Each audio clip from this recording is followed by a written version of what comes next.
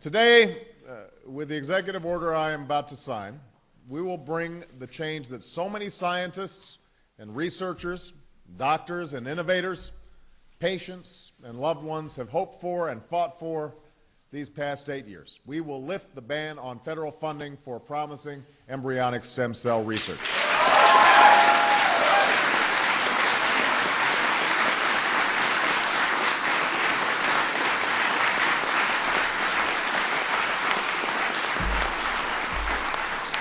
We will also vigorously support scientists who pursue this research.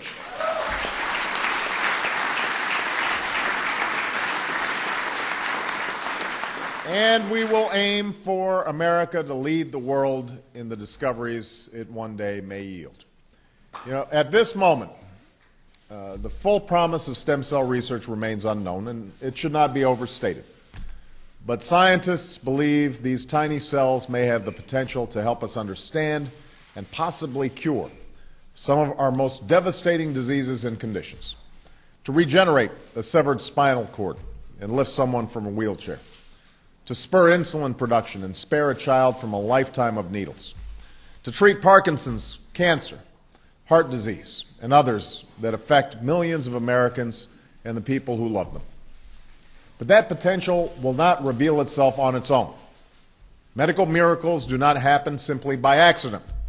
They result from painstaking and costly research, from years of lonely trial and error, much of which never bears fruit, and from a government willing to support that work.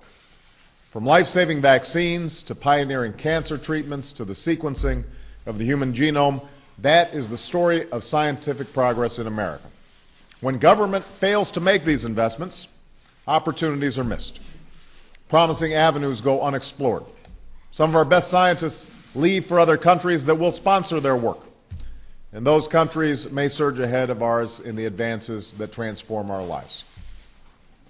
In recent years, when it comes to stem cell research, rather than furthering discovery, our government has forced what I believe is a false choice between sound science and moral values. In this case, I believe the two are not inconsistent. As a person of faith, I believe we are called to care for each other and work to ease human suffering. I believe we have been given the capacity and will to pursue this research, and the humanity and conscience to do so responsibly.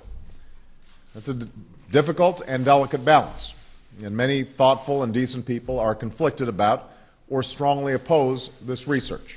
And I understand their concerns, and I believe that we must respect their point of view. But after much discussion, debate, and reflection, the proper course has become clear. The majority of Americans from across the political spectrum and from all backgrounds and beliefs have come to a consensus that we should pursue this research, that the potential it offers is great, and with proper guidelines and strict oversight, the perils can be avoided. That is a conclusion with which I agree. And that is why I'm signing this executive order, and why I hope Congress will act on a bipartisan basis to provide further support for this research. We're joined today by many leaders who have reached across the aisle to champion this cause, and I commend all of them who are here for that work. Ultimately, I cannot guarantee that we will find the treatments and cures we seek. No president can promise that. But I can promise that we will seek them actively, responsibly, and with the urgency required to make up for lost ground.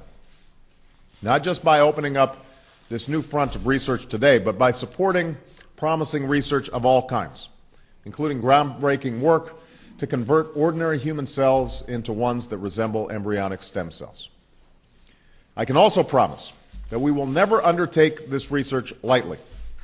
We will support it only when it is both scientifically worthy and responsibly conducted. We will develop strict guidelines, which we will rigorously enforce, because we cannot ever tolerate misuse or abuse. And we will ensure that our government never opens the door to the use of cloning for human reproduction. It is dangerous, profoundly wrong, and has no place in our society or any society.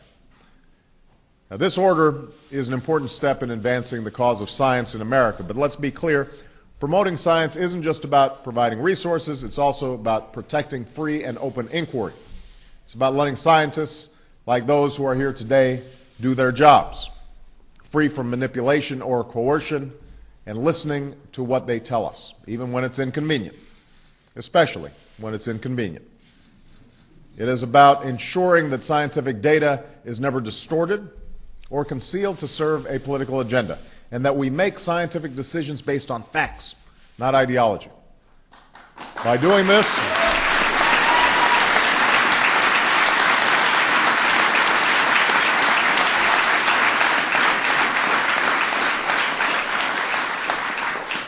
doing this, we will ensure America's continued global leadership in scientific discoveries and technological breakthroughs.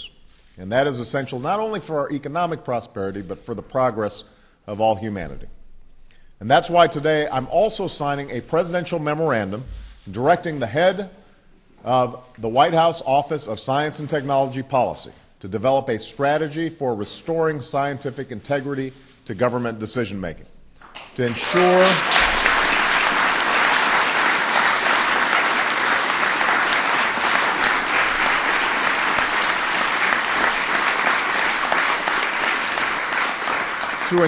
that in this new administration, we base our public policies on the soundest science, that we appoint scientific advisors based on their credentials and experience, not their politics or ideology, and that we are open and honest with the American people about the science behind our decisions.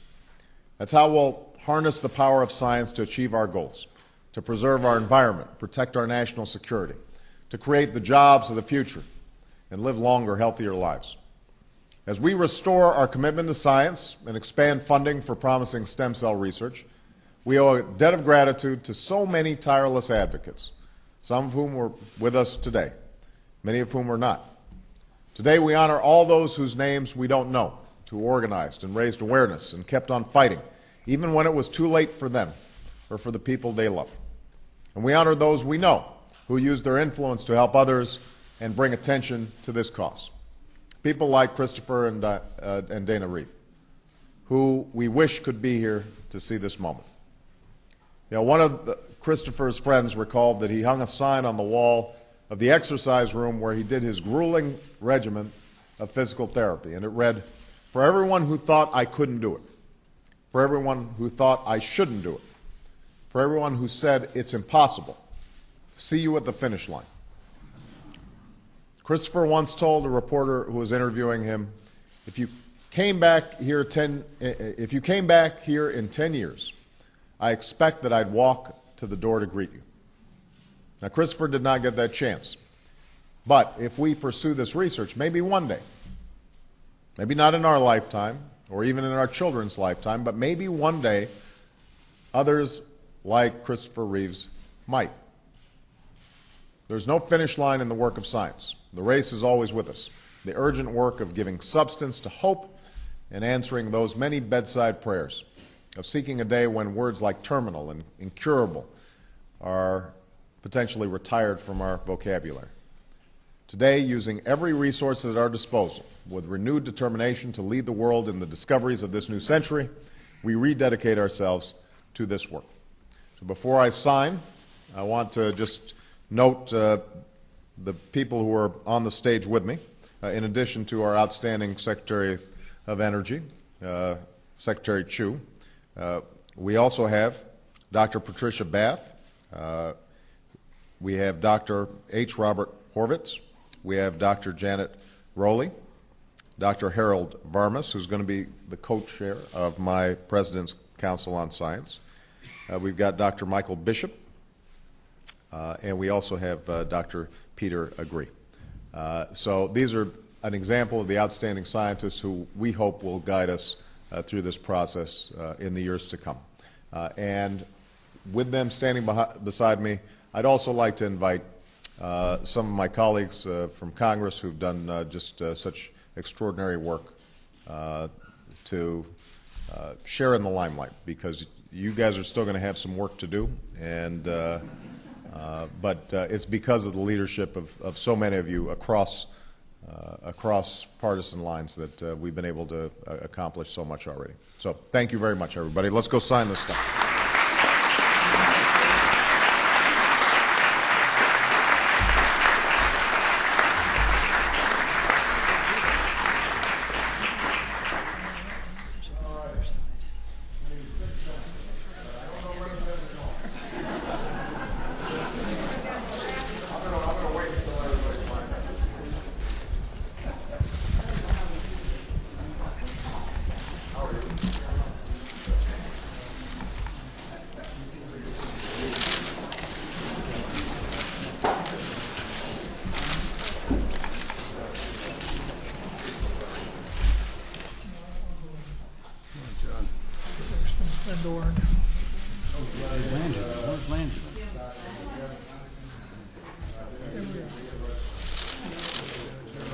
picture.